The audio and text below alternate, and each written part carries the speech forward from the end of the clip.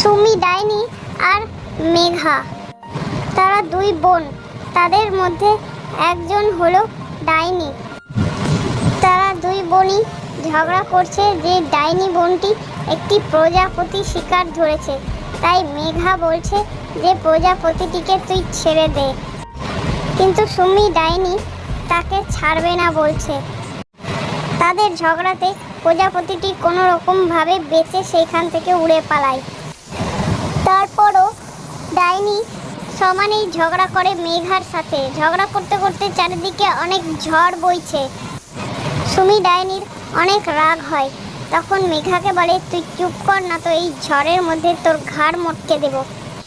আর সত্যি সত্যিই সুমি ডাইনি মেঘার ঘাড় মটকে দেয়। তারপর মেঘাকে উল্টো করে টানতে টানতে নিয়ে যায় এক নদীতে। তখনও খুব বেশি ভয়। সুমি ডাইনি তখন খুব আনন্দে তার বোনের ঘাড় মটকে দিয়ে আনন্দতে নাচছে, আর সেই নদীতে জলের মধ্যে ডোবাচ্ছে আর ওঠাচ্ছে মেঘাকে। তো বন্ধুরা, গল্পটি যদি ভালো লাগে তাহলে গল্পে লাইক, শেয়ার, কমেন্ট করে দিও আর চ্যানেলটাকে সাবস্ক্রাইব করে দিও। তো দেখা হচ্ছে পরের গল্পের সাথে।